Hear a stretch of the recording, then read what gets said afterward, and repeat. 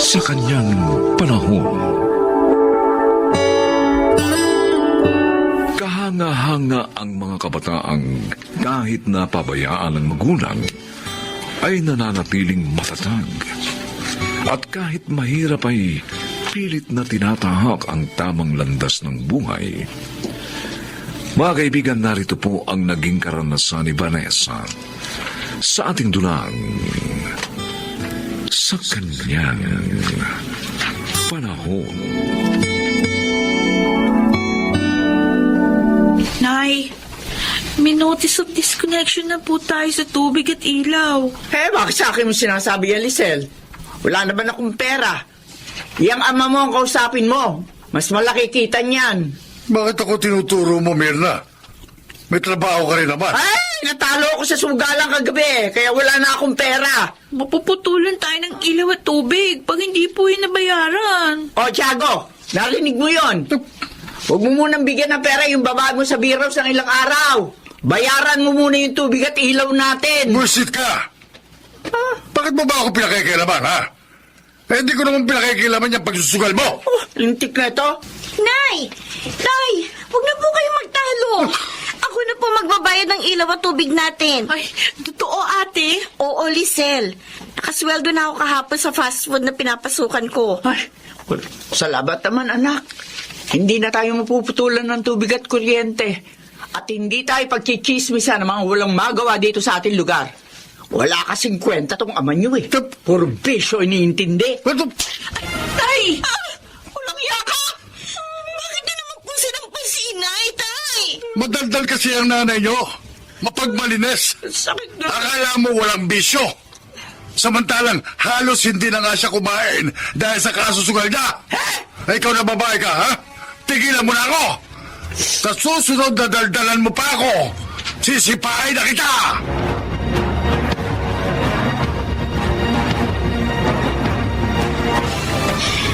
Bakit hindi ka pa natutulog, Lisel? Hating gabi na. Hindi ako makatulog ate. Naisip ko yung buhay natin. Doon pa lang naiisip mo. Di ba, ang mga magulang, gabay ng mga anak. Pero, bakit ganun yung mga magulang natin? Ayaw nila tayong gabayan. Ayaw ba nilang maabot ang mga pangarap natin? Hindi ko kayang sagutin ang mga tanong mo. Pero ito ang alam ko. May isip na tayo. Alam na natin ang tama at mali. At kahit mali ang nilalandas ni na Inay at Itay, dapat sikapin pa rin nating matahak ang tamang landas upang maabot natin ang ating mga pangarap. Paano kaya mangyayari yun? Tulad natin, paano tayo makakatapos ng pag-aaral? Ikaw nga, hindi ko nga nakapag-college dahil nagtrabaho ka na agad para matugunan mo yung mga pangangailangan natin. Mangyayari yun. Hindi man tayo magabayan ng mga magulang natin. Ang Diyos ang tutulong sa atin. Walang problema sa akin, paring Tiago. Kahit dumito ka. Ay, salamat, paring Pablo. Akala ko tatanggihan mo ko eh. Hindi ko magagawa sa iyo, Andre. Malakas ka sa akin eh. Teka, bakit nga ba ayaw mo umuwi sa inyo? Ilang araw ka na ikamo wala doon. Tiyak hinahanap ka na nila. Lalo na yung maganda mong anak. Ang ibig kong sabihin si Vanessa. Mo silang maghanap. Basta ang gusto ko, walang makikialam sa akin sa lahat ng gusto kong gawin. Talagang hindi kita pakikialam, Andre. Sanggan dikit tayo eh.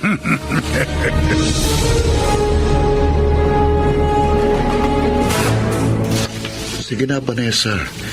Iuwi mo na itong dala kong grocery sa inyo. Kahit pa paano, makakabawas ito sa mga gastusin mo. Marami na akong utang na loob sa'yo, Albert. Kakahiya na. Ipinasok mo pa nga ako sa fast food na pinagtatrabahuan ko ngayon. Masaya ako matulungan ka. At alam mong dahilan. Mahal kita. Yun na nga eh. Ayokong samantalahin ang kabutihan mo. At lalong ayoko rin paasahin ka dahil wala pa sa isip ko ang tungkol sa pag-ibig. Sige. Kung talagang wala pa sa isip mong bagay na yan, hindi kita pipilitin. Pero sana, hayaan mong tulungan kita. Kahit bilang kaibigan mo man lang na nagmamalasakit sa'yo.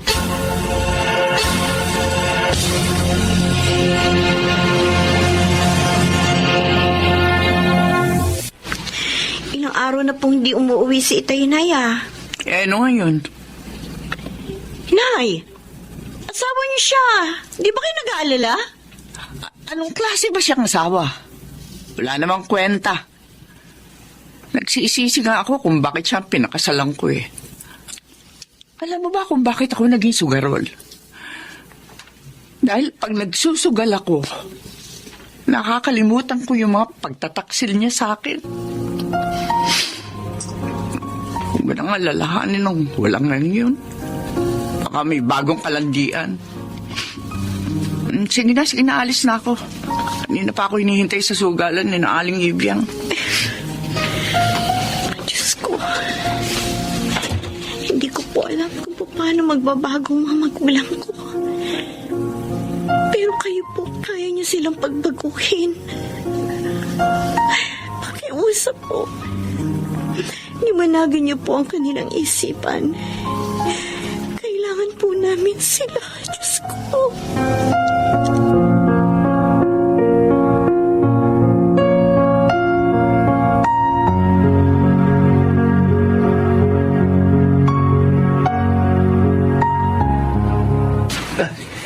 Halika, ganda. Vanessa, pasok ka, pasok. Salamat po. Sandali, ha. Kukuha ko ng makakain natin. Ay, hindi na po. Busog ho ako. Nasaan ho si Itay? Sabi niyo sa akin kanina nung nasa lubong niyo ako sa daan eh. Narito siya sa inyo at may sakit. Oo. Kaya po sumama ako sa inyo dito. Narito nga ang tatay mo. Dito siya sa akin tumutuloy. Pero wala siya rito ngayon eh. Ho? Eh bakit kayo nagsinungaling sa akin? Inosente ka nga talaga. Ginawa ko yun para sumama ka sa akin. Mang Pablo? Alam mo, matagal na kitang type. Matagal ko nang gustong mapa sa akin ka. Uuwi na po ako. Hindi maaari. Makakauwi ka lang pagkatapos ng gagawin Bitiwan natin. niyo ko. Walang yan kayo. Sama niya. Wala akong pakialam kahit anong sabihin mo. Mangyari lang ang gusto ko. Huwag niyo ako malikanayan. Kailangan makalis na ako dito.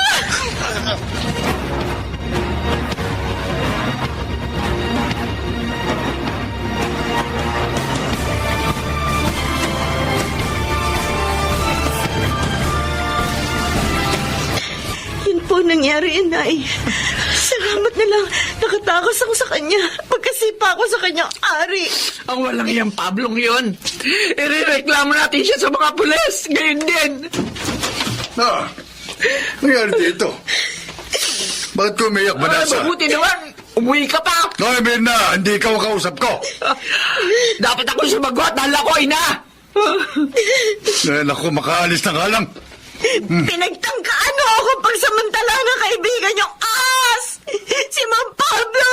Ano? Dahil sa pag-aalala ko nang sabihin niya may sakit kayo, sumama ako sa bahay niya. Sa pag-aalala ko sa inyo, muntik na ako mapahamak!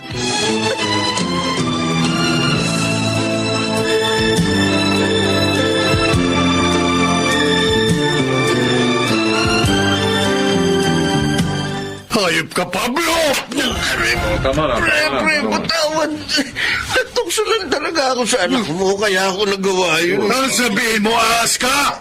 Mahilig sa laman! Pre. Huwag mo akong tawagin, pare! Mula ngayon, hindi na kita kaibigan, gago! Pre. Mamang pulis, kulihin niyo ng walang yan. Sige. Bago kong mapatayan! Oo, tama na.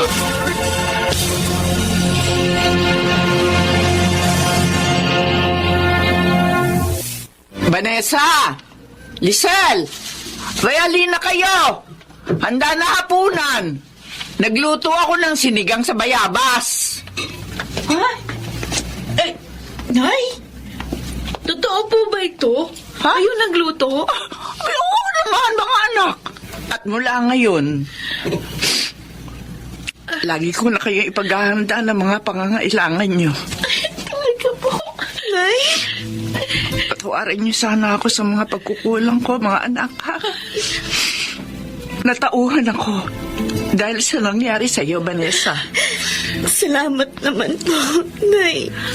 Kung ayaw magbago ng tatay niyo, bahala siya. Pero ako magbabago na para sa inyong mga anak ko. Ate, ang saya-saya. Oo nga. Pero huwag kayong mag-alala, Nay. Tutulungan ko po kayo para maitaguyod ang buhay natin.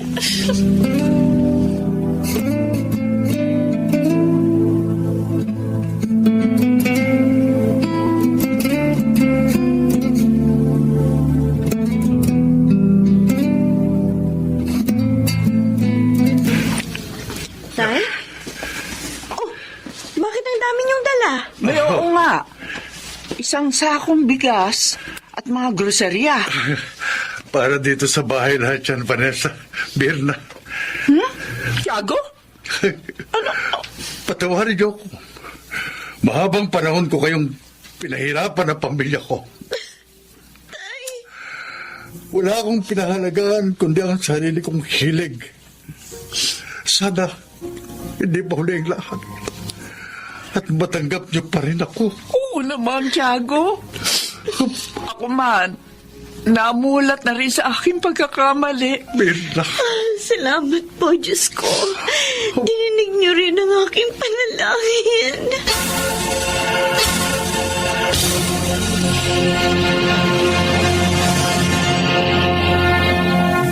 Sa kanyang panahon, ang dalawang pagkakadapa ay lumilikha ng malalim na sugat sa isang tao. Ito ang naging karanasan ni Nelia sa ating dunang sa kanyang panahon. Kumusta na ang pakiramdam mo, anak? Medyo nanghihina pa po ako, tay. Ano po, anak ko? Babae po ba o lalaki? Lalaki, Nelia. Isang gwapo at malusog na sanggol na lalaki. Kawawa kong anak. Tulad din siya ng kanya ate Ditas. Walang makikilalang ama. Oh, Dahil iniwan din ako ng pangalawa kong minahal. huwag ka nang umiyak. Baka makasama pa sa iyo. Paano na po ang mga anak ko? Paano ko sila bubuhayin? Hindi ko kayo pababayaan, anak. Tutulungan kita sa pagtataguyod sa mga apo ko. Palalakihin natin may takot sa Diyos at busog sa pagmamahal ng mga apo ko. Kahit pareho silang walang ama. Sana lang, anak, maging aral na sa iyo ang 2 beses mong pagkadapa. Maging maingat ka na, anak. Lalo na sa larangan ng pag-ibig.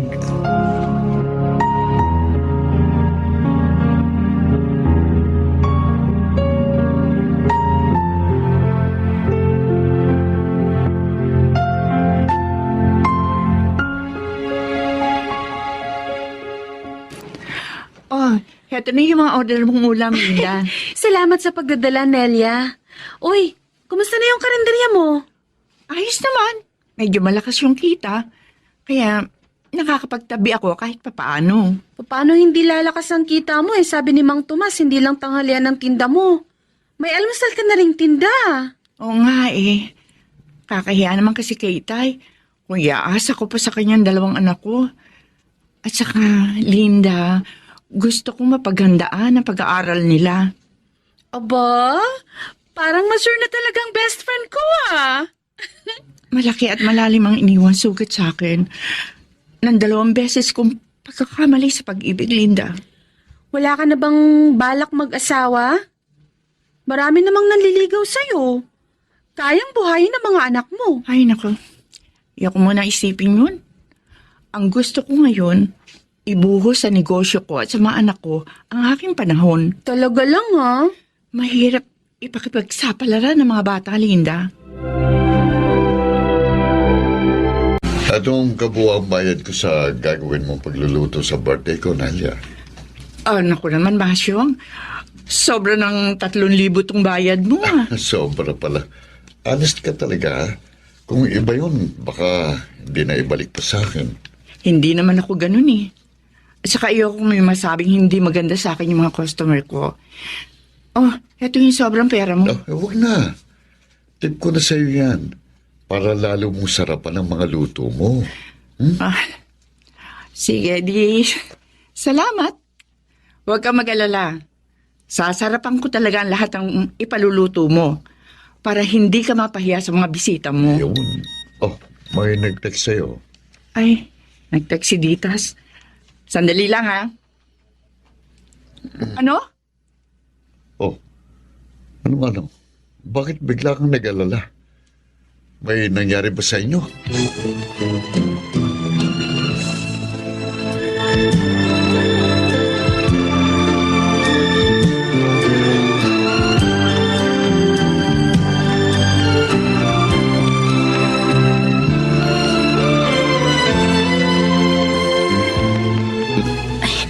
Nay, mabuti po umuwi kayo agad. Ano ba nangyari, Ditas? Bakit namimilipit sa sakdan dyan ang lolo Tomas mo? Hindi po namin alam eh. Dinatnan lang po namin siya ni Randy na umiiyak sa sakit ng tiyan. Sige, tulungan niyo ako. Ayusin niyo ang gamit ng lolo niyo. Dadali natin siya sa ospital ngayon.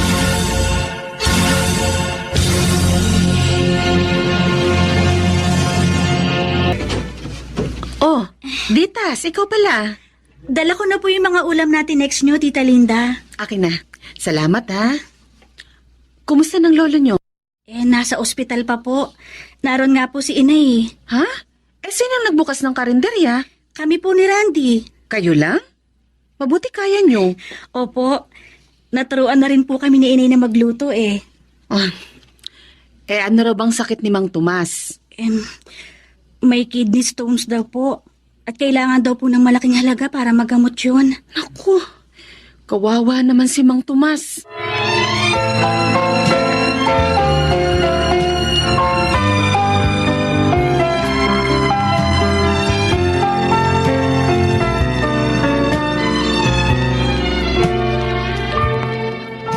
May mga kidney stone palang nakita kay Mang Tomas, Nelia.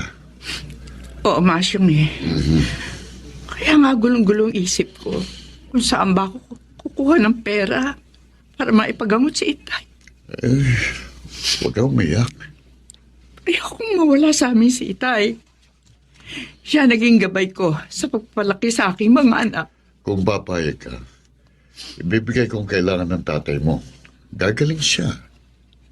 Masyong, kung papayag na, ano?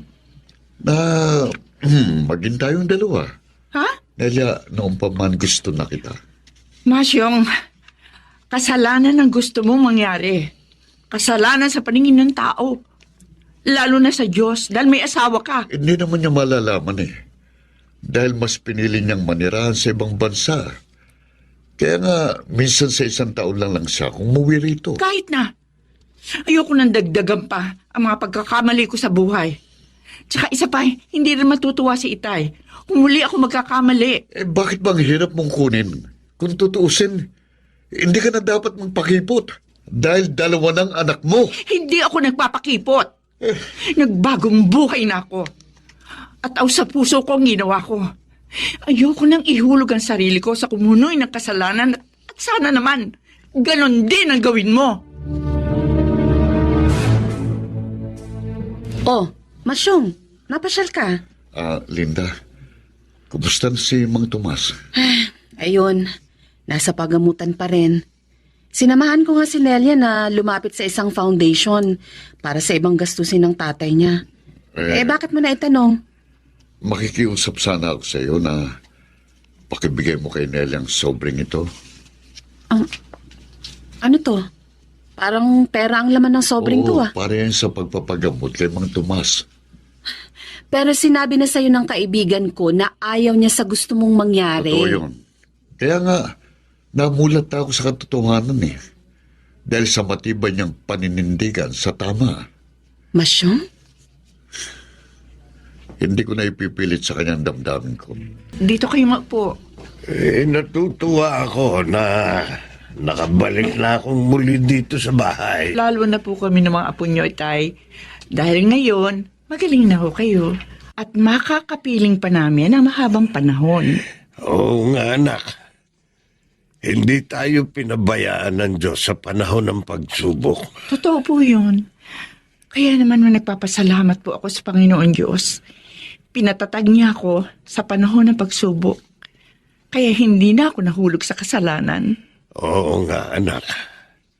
Bagkus, naakay mo pa si Masyo na magbago.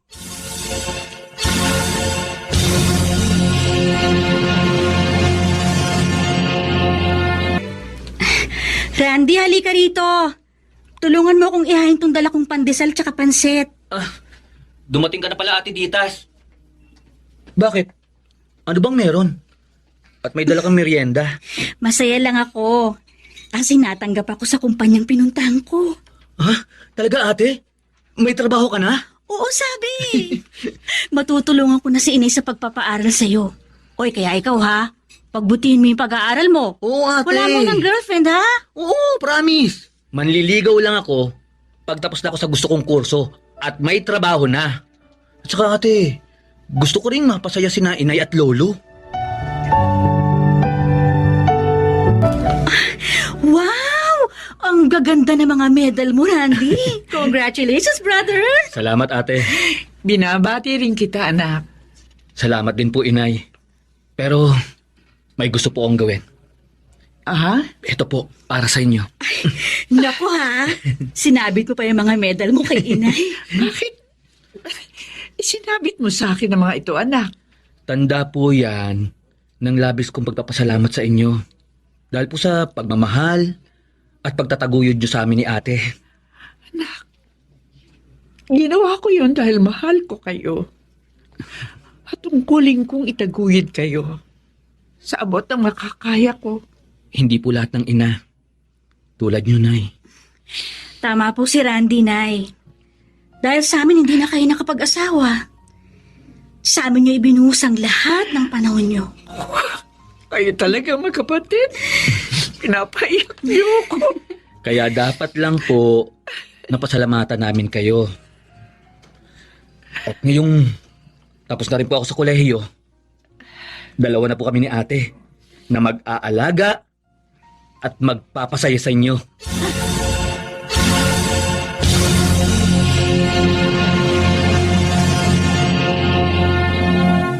Sa kanyang panahon, paano nga ba magiging malakas para sa kahinaan ng isang minamahal? Mga kaibigan, narito po ang naging karanasan ni Cindy sa ating dulang sa kanyang panahon.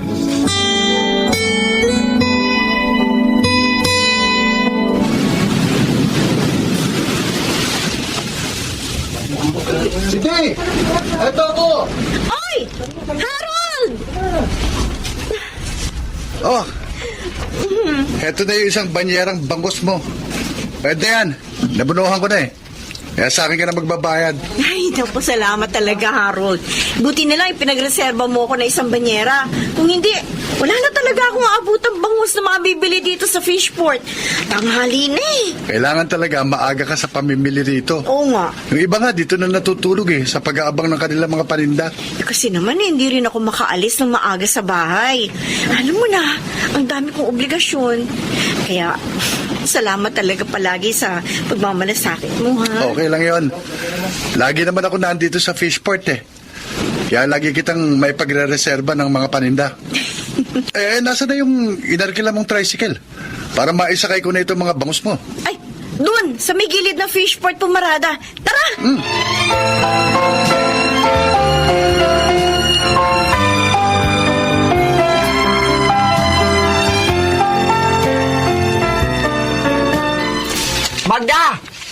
Magda! Yan ka na naman, Ising. Kukulitin mo na naman ako eh. Positive ka nga ba o negative? Di pa nga ako nagtitest. Wala pa akong pambili ng test kit. Basta pag positive, sabihin mo agad sa akin, ha? Para makahanap din agad ako ng buyer. Oo na. Sige na. Umalis ka na. Nakakalibadbaran ako sa pagmumukha mo eh. Basta maghintay ka lang, kukontakin kita. Naintindihan mo?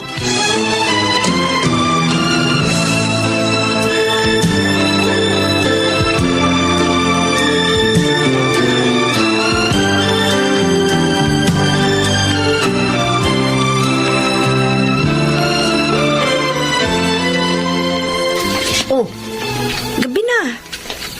Bakit nakamukmuk ka pa dito sa hagdan, Obet? At saka, bakit may pasa ka sa mukha? Nakipag-away ka ba?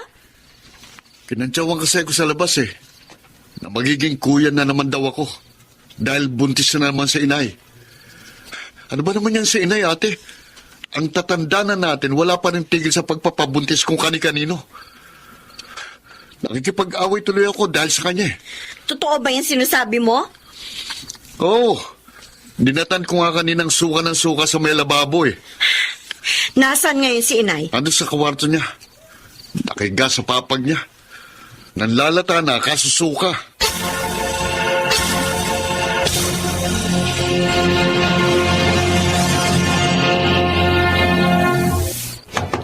Nay!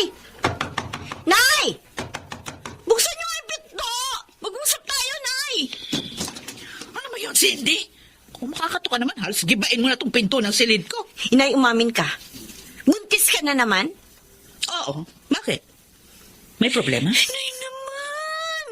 Hindi ka na ba talaga titigil sa pagpapabuntis kung kani-kanino? Yung dalawang ipinanganak mo nito nakaraang magkasunod na taon, ni hindi namin alam ni Obet kung saan mo dinala. Tapos eto, buntis ka na naman? Pinagbili ko nga sa incheck, di ba? Huwag ka mag-alala. May bayar na si Ising sa pinagbubuntis ko. Kaya hindi madadagdagan yung mga pakainin mo. Yun nga masama, Nay eh. Ginawa niyo ng negosyo yung pagbubuntis ninyo. Bakit pa parang hindi niyo alam na malaking kasalanan yung kinasanayan yung yan? Eh bakit mo ba kasi ko pinakikialaman? Ay, mag-asawa ka na rin. Para yung sariling buhay mo na lang ang pakialaman mo.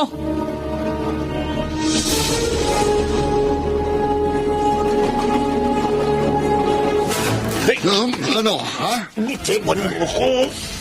Hindi. Alisin mo yung pagkakasakal mo sa akin dahil kung hindi, tatadyakan kita. Bibitiwan ko lang kayo. Kapag nangako kayo sa akin, hindi nyo napapatulan ng kahinaan ni Nay. Yung nanay mong nangakit sa akin, siya nagbigay ng motibo. Anong Huling gagawin ko? babala na ito, Mang Bianong. Kapag nalaman kong pinakailaman nyo pa rin si Inay, babasagin ko ng pagmumukha nyo. Ikadena mo kasi nanay mo. O kaya pagsuotin mo ng chastity belt. Ano? Para hindi na mabuntis na kung sino-sino. Masyadong masamang bunganga mo! Ha?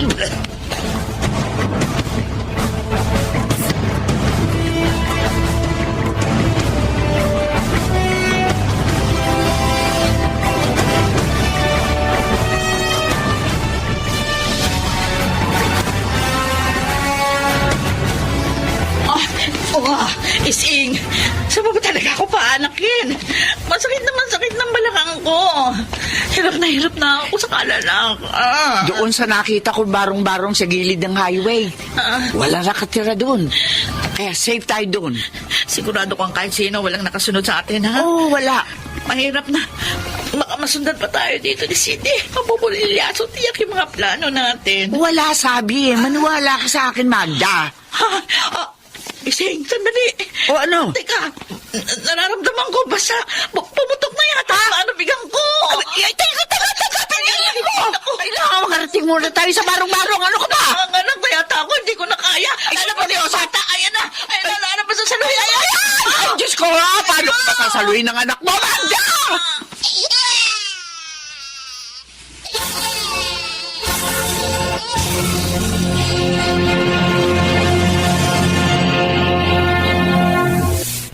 Ginagawa niyong biro ni Aling Ising ang buhay.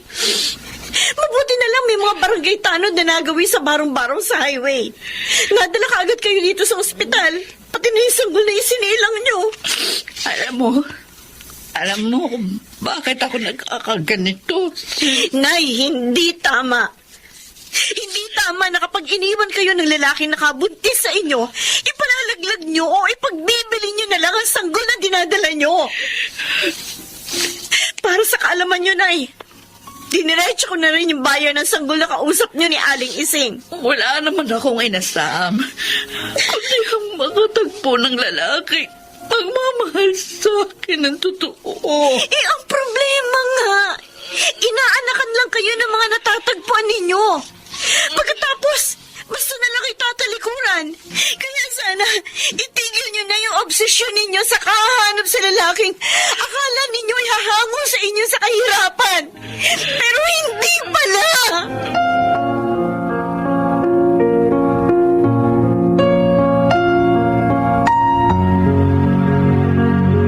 Cindy? Iniisip ko talaga kung ikaw nga yung nakita kong nakaupo dito sa sulok ng fishport eh. Gabi pa lang ah. Bakit nandito ka na? Dito na ako magpapalipas ng gabi, Harold. Teka, umiiyak ka ba? Bugtong-bugto yung mga mata mo eh. Sinay kasi. Nanganak na naman. Ang nakakainis, baka sa susunod na buwan, buntis na naman kung kanino. Kung alam ninyo, nananawa na ako sa pagsisikap. At sagad na ako sa mga problemang dinadala niya sa buhay namin. Apo nga dito sa tabi mo. Alam mo, pareho lang tayo ng kapalaran sa mga magulang. Ang nanay at tatay ko rin, puro sarili lang nila iniisip. Madalas nga, sinusugod ako dito sa fishport eh. Para manghingi lang ng mga pambisyo nila. Alak, sugal, ganon. Sa halip na sila maging suporta natin sa mga hamon ng buhay. Eh wala naman tayong aasahan eh. Kundi ang mga sarili natin. Kailangan nating kumilos. Pero siyempre, kailangan din nating manampalatayang pansamantala lang ang mahihirap na sitwasyon. Obet? Obet, nasa si inay? Bakit basta nalang iniwan ng bata sa duyan? Hindi ko alam kung saan nagpunta ate. Nakukonsensya nga lang ako eh. Kaya hindi ko rin maiwan ang bata sa duyan. Binatayan ko na rin. Kahit na inis ako kay inay. Eh, ang problema nga, dahil alam niya nandyan ka, tiyak na kung saan na naman siya nagpunta. Pagkatapos, ilang buwan pa matutuklasan natin, buntis na naman siya. Kapag nangyari yon, talagang lalayas na ako sa bahay na ito, ate. Hindi ko na kayang tiisin ang sobrang kahiya na dinadal sa atin ni inay. Cindy? Napali. Nay! Cindy? Ang akala ko... Naglagalag na naman ako. Abay, hindi. Inilako ko yung mga tinda mong daing na bangus na nakita ko doon sa freezer. Niripak ko sa plastic ng tigta 3 piraso. Para ka ako madaling maibenta ng 300. Sana nga, tuloy-tuloy na po ang ganitong magandang senaryo sa bahay na ito, Nay. Dahil namulat akong tama ka, anak. Na kung gugustuhin ko lang mamuhay ng maayos, kayang-kaya ko. Kaya ko naman talagang gawin yun. Tsaka, bakit pa ako maghahanap ng pagmamahal sa labas ng tahanan ito? Samantalang, nandito naman kayong magkapatid. Nadarama ko ang pagmamahal sa inyo. Pero yun nga lang, sa tagal ng panahon nagbulag-bulagan ako. Inay! Kahit tagal kong inasama ang pagkakataong ganito, walang laman ang mga dasal ko kundi ang muli ninyong tingnan ng buhay sa tamang direksyon ito. Yung mga pagtitiis nyo sa mga kakulangan ko. Yun ang nagmulat sa akin para pahalagahan ang inyong mga pagsisikap. Lalo ka na, Cindy. Yung mga pagsasakripisyo mo. Ngayon ko nakita ang kakahalagahan. Anak, maraming salamat. Maraming salamat.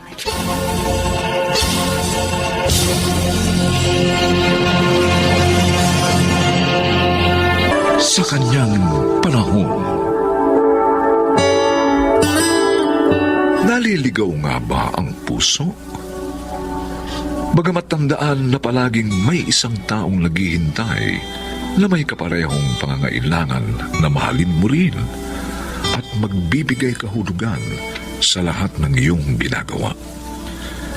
Mga kaibigan, pakinggan natin ang naging karanasan ni Orling sa ating dunang sa kanyang panahon.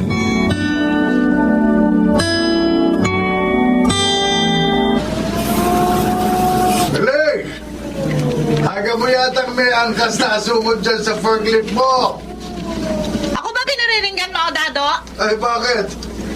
May iba pa bang asungod na nakaangkas dyan kay Orling? Ha? Eh, ba't nga kasi ang aga-aga mo sumampa rito sa forklift ko? Pag nakita ka ng gwardya, tiyak na ako malilintikan sa management. Ay ano? Bakit? Gusto mo maunahan ako nung kung sino-sinong malalantod na sasampa dito sa forklift mo? Ang mabuti pa, ihihinto ko muna itong forklift. Tapos, bumaba ka na. Hintayin mo na lang ako roon sa kubo natin. Pwede? Hindi ako bababa dito hanggat hindi mo ako binibigyan ng kwarta. Ay, sige. O yan, 500 piso. Sige na, bumaba ka na. Hindi. Akin na lahat yan naman ang wallet mo. Ha? Para masiguro ko na walang ibang makikinabang sa pera mo. Napipiko na ako sa'yo, Machay. Aba, Pag hindi ka pa bumaba, tatadya ka na kita para mahulog ka mula rito sa forklift. Ano, gusto mo? oo na, mababa na. Bakit bang init ng ulo mo? Eh, kinokontrol mo kasi ako eh. Manahimik ka rin sa kubo. Tapos!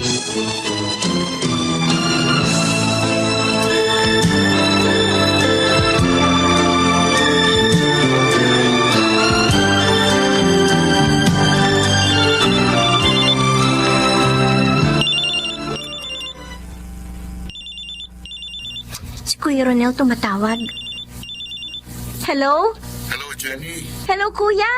Mabuti na patawag ka. Kukumustahin din talaga kita eh. Naalala ko kasi bigla sina Inay at Itay. Natawagan ko sa cellphone number na ibinigay nila sa akin. Hindi ko naman makontak.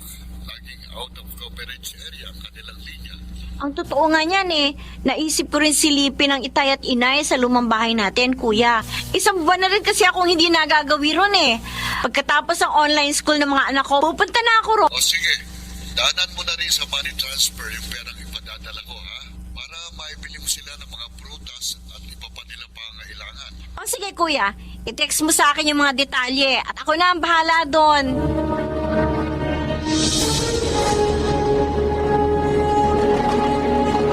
Nasaan ka ako yung SIM card ko na inalis mo rito sa cellphone ko, Machay? Inilipag ko nga doon sa Pasimano. Hindi ko na nga makita. Ba't kasi kailangan mo pang alisin ang SIM card ko rito sa cellphone ko? Hindi naman iyo to. Sinukso ko nga kasi yung SIM card.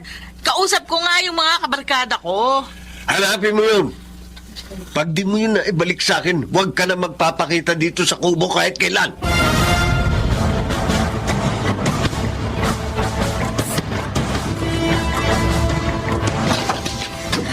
Ay, Diyos ko! Nay! Nay, ano nangyari sa inyo? Bakit bumagsak kayo dito sa sahig? Tsaka, bakit may sugat kayo sa ulo?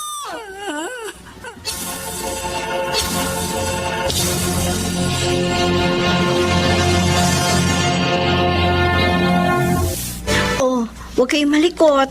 Para maidampi ko ng maayos sa sugat niyo itong bulak na may gamot.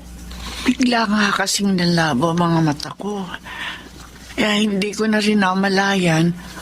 Bumagsak na ako sa sahig. Tumama na pala yung ulo ko sa kanto ng lamesa. Mabuti na nga lang at maliit lang ang naging sugat niyo sa ulo. Eh, ang tanong, nasan po ba si Itay? Eh, di ba dapat nandito pa siya ng oras na madisgrasya kayo?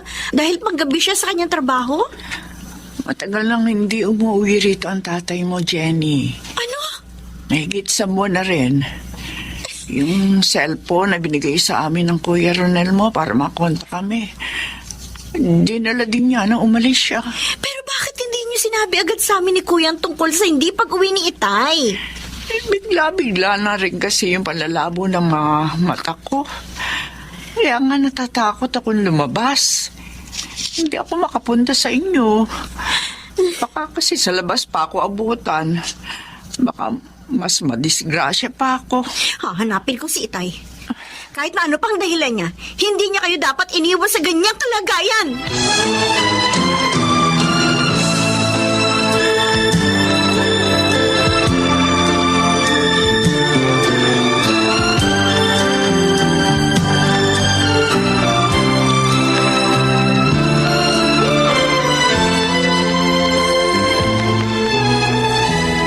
Orling! Hoy, Orling! May naghanap sa'yo, anak mo daw. Anak? Sinong anak? Ay, malay ko sa'yo. Basta tinuro kita dito, tapos. Diyan ka na nga. Jenny, ano ginagawa mo rito? Kaya pala hindi kayo umuwi. Gumawa na naman kayo ng kubu-kubuhan dito sa highway kasama kung sino na naman babae. Ako lang mag-isa nakatira sa kubong to. Tsaka lagi akong straight sa trabaho. Paano ako uuwi? Ay, yung matcha na itinuro kayo sa akin dito, yung babaeng kaalis lang, siya raw ang kasama niyo sa kubong ito. Huwag mo intindihin yun. Lukarit yun eh. Hanggang kailan niyo gagawin biro ang buhay, Itay? Kung si Inay natitiis lahat ng pananakit niyo ng kalooban niya, ako hindi. Dahil simulat sa pool, saksi ako sa pagwawalang bahala ninyo sa damdamin ni Inay. At kung hindi niyo nararamdaman dahil manhid na nga kayo sa ginagawa ninyo, nasasaktan ako para kay Inay. Nasasaktan ako para sa nanay ko. Pwede ba, Jenny? Sabahin na lang natin pag-usapan ng lahat na ito. Nangmanaksa kayo ng kasamahan ninyo dito sa piyan dahil sa walang katwirang init ang ulo nyo at makulong kayo. Halos sa presinto na rin natutulong si Inay noon. Nabaon siya sa utang dahil sa paghahanap ng pampiyansa para sa inyo. Sa pagsagot sa bayarin sa ospital, sa pag-aagaw buhay ng taong sinaksak ninyo. Hanggang sa pakikipag-areglo sa kaso nyo. Tapos na yan. Kailangan mo pa bang banggitin na lahat ng yan? Oo! Dahil pagkatapos ng lahat ng kabuti pa, palaging iginaganti ninyo sa kanya. Jenny! Hindi ba't panliloko? Sama ng loob! Kulang na lang patayin niyo na ang nanay ko sa paulit-ulit na mga kasalanan ninyo!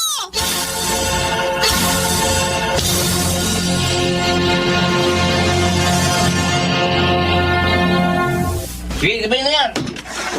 Malakas nga din sana. Dado! Pinaulit pa. Anong meron dito?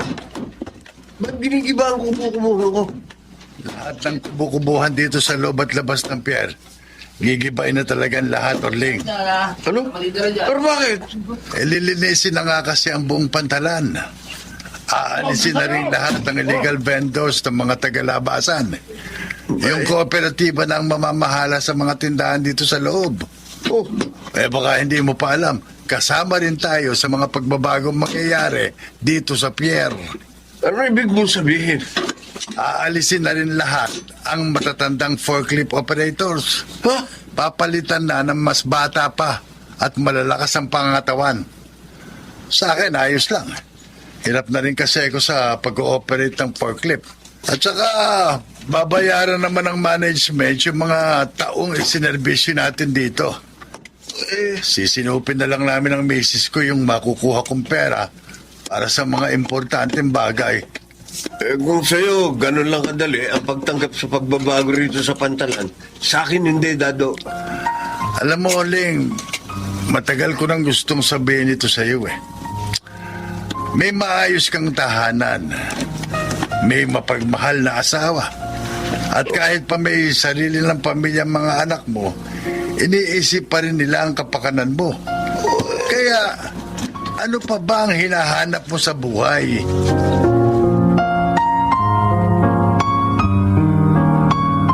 O yan ha. Talagang pinamili kong lahat yan para sa medianoche natin ngayong bagong taon. Yung in-order kong lechon, ma-i-deliver yun maya-maya. Talaga, kuya?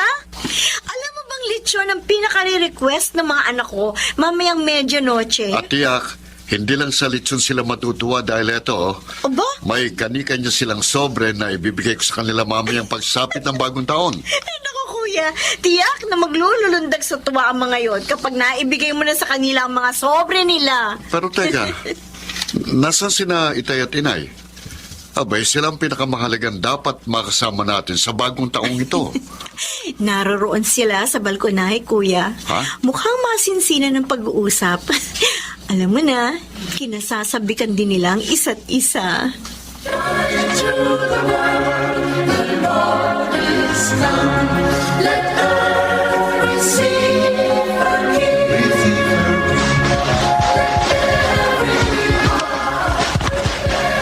Nakakakita ka pa ba ng makukulay na helo kapag tumitingin ka sa ilaw, Emma? Ibang parang mga kulay rin ng rainbow. Nitong huli, medyo nabawasan na, Orling. Pinababagal nga kasi ng mga gamot na ibinigay sa akin ng doktor ang paglabo pa ng aking mga mata dahil sa sakit kong glaucoma. Gusto kong malaman mo na ang bagong taong ito ang nagbigay sa akin ng dahilan para ituwid lahat ng mga nagawa kong pagkakamali sa mga taong nakaraan. Basta ako, palagi akong nandito para sa kung ano man ang gusto mong gawin sa mga bagay na alam mong makabubuti na para sa iyo. Maaaring may mga pangyayaring susubok pa rin sa mga kahinaan ko. Mga aral na kinakailangan ko rin pagdaanan para maging ganap ang aking pagbabago. Pero hindi ako natatakot na haraping lahat ng mga yon. Lalo pat kasama kita, Emma. Kayo ng mga anak natin.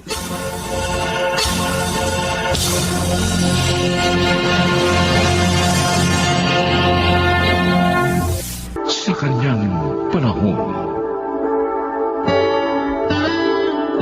may mga nagsasabing masarap magtrabaho sa ibang bansa. Yun ay dahil sa malaking kita roon. Ngunit may ilan namang ayaw nang magbalik pa roon. Mga kaibigan, pakinggan po natin ang naging karanasan ni Jerome sa ating dulang sa kanyang panahon.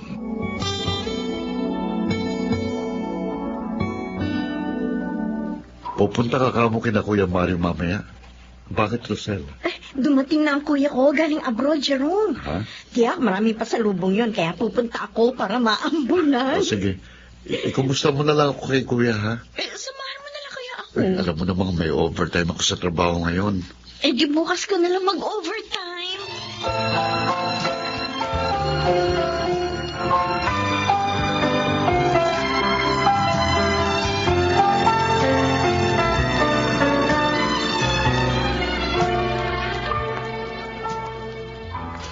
Sa public pala nag-aaral ang anak niyo ni Jerome. Oo, kuya. Grade 1 na siya. Bakit doon? Ayaw niyo ba sa private? Mahirap sa public, maraming estudyante. Kwan kasi kuya Hindi nila kaya ang tuition sa private, Mario. Rosel, totoo ba ang sinabi ng ate Gemma mo? Oo.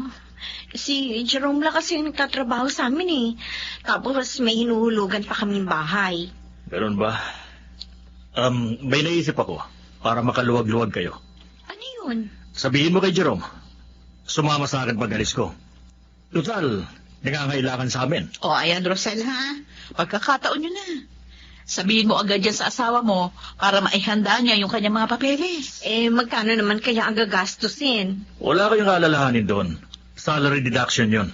Oh, talaga? Oo. Sige kuya.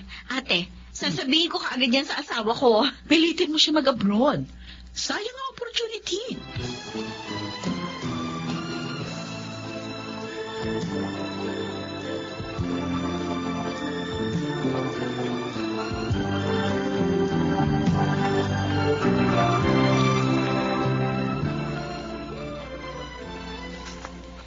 Sabi pa ni kuya, kikita ka raw ng 50K doon. Pero mo yun, Jerome. Luluwag tayo ng gusto. Mapag-aaral na natin sa private si JJ. Sabihin mo kay Kuya, pasensya na pero ayoko. Ano? Bakit naman? Jerome, walang gastos ito. Hindi ka pag-aano malulungkot dahil kasama mo si kuya. Basta't ayoko mag-abroad. At kahit kailan, hindi ako mag-abroad pa. Bihira ka naman eh. Ikaw na nga pinagmamalasakitan ng kapatid ko. Ayaw mo pa? Ha? Diyan ka na nga.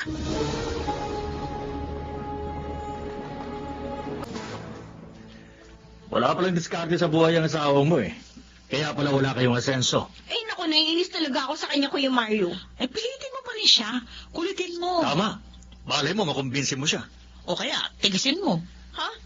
Anong tikisin, Ate Gemma? Huwag mong asikasuhin. Pwede rin huwag mong patulugin sa kwarto. Para mapilitan siya sumunod sa gusto mo.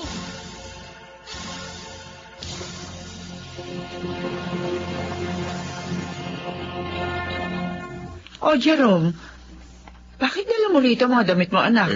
Makikiplansya po sana ako, Nay. Ha? Sira ba yung plansya nyo? Oy, sana. Sinabi mo na lamang sa akin. Para dinala ko na lamang yung plansya ko sa inyo. Hindi po sirang plansya namin. Ayaw pong intindihan ng manugang yung mga damit ko eh. Ano? Nag-away ba kayo? Kaya galit siya? Naalala niyo yung ikinuwento ko sa inyo? Na niyayaya ako ni Kuya Mario na sumama sa kanya sa abroad? Oy, nung isang linggo pa yun na.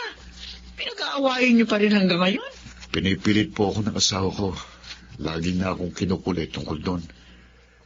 Hindi na rin niya inaasikasong baon at mga damit ko. Ano ba naman yan si Rosel? Hindi marunong rumespeto sa kagustuhan ng asawa. Huwag na ho natin siyang pag-usapan eh.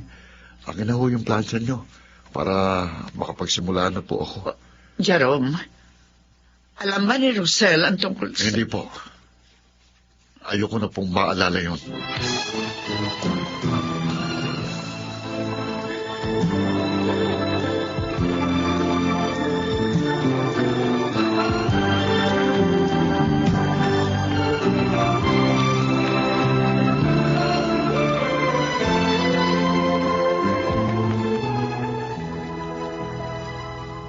Jerome, ang dami na nating nainom na ala.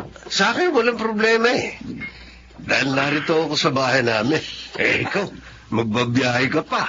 Alam mo, Brandon, ayoko talagang umuwi. Sabi ko na eh. Sabi ko na may problema ka, kaya ka nag-iayang minum eh. Tungkol ba kay Rosel? Lumalala siya, pare. Ayaw na niya akong patulugin sa kwarto namin. Sipin mo yun? Bakit? Dahil lang ayaw mo mag-abroad. Outside the bedroom ka na. Masamang-masama ang loob ko sa kanya. Para bang pera na lang mahalaga sa kanya. Mali nga yun. Sobra naman siya.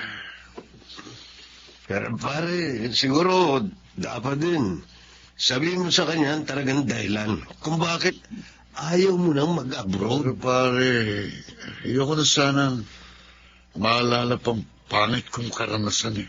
Pare, hindi malulutas ang problema nyo kung hindi mo bubuksan sa kanya yung kalooban mo. Gawin mo na yun.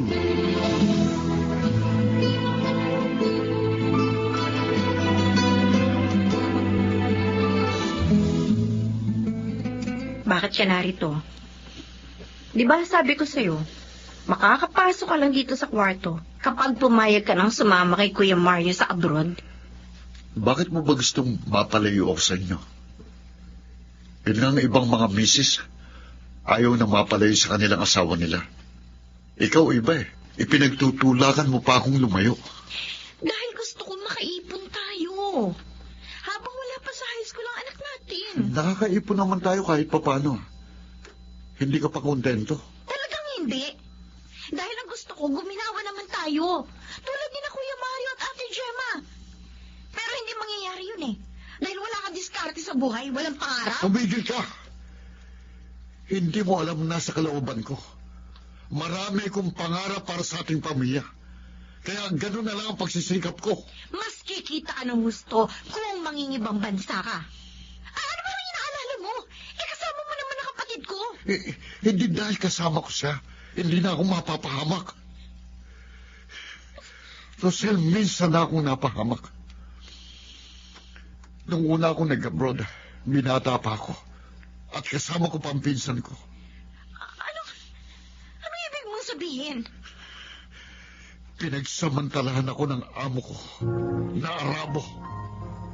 Hindi. At hindi lang isang beses yun.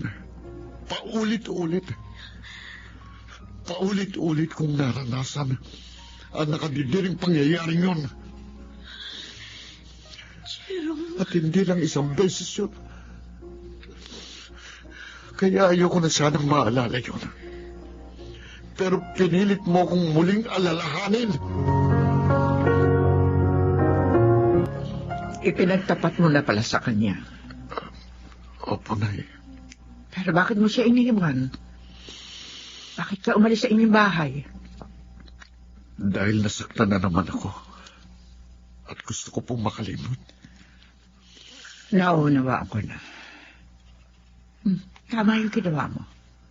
Sa halip na makipaglasingan, dito ka nagpunta sa akin. Parang nananariwang muling sugat ng puso ko. Kung paano kong binaboy ng hayop na yon. Anak halika. Sasamahan kitang dumalangin sa Diyos. Hilingin natin na tuluyan na niyang pagalingin ang sugat ng iyong puso. Upang hindi mo na maging mabigat na dalahin yan.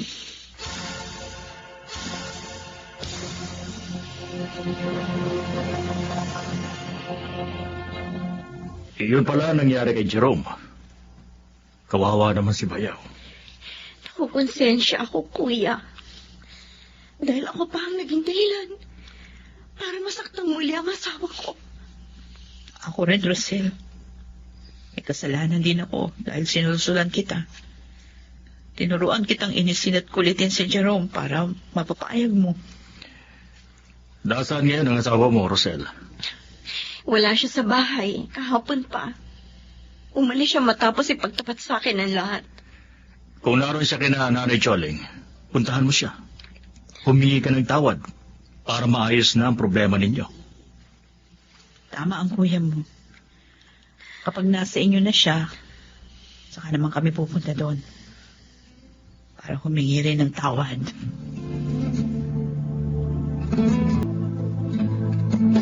Nanay Choling, Mabuti at nagpunta ka rito, Rosel. Gusto ko na nga sanang pauwiin si Jerome para magkausap kayo. nahihiya po ako. Sa kagustuhan kong magkaroon kami ng maraming pera. Nasaling ko na pala ang isang mapait na nakaraan ng aking asawa. Rosel. Naliwanagan na po ako, Hinay. Pero sana, mapatawad ako ni Jerome. Pinatatawad na kita, Rosel. Jerome, salamat. Salamat. Siguro nga, kaya nangyaring pamimilit mo sa akin. Para ipagtapat ko sa iyong lahat. At nang sa ganun, tuluyan ang gumaan ang aking kalooban.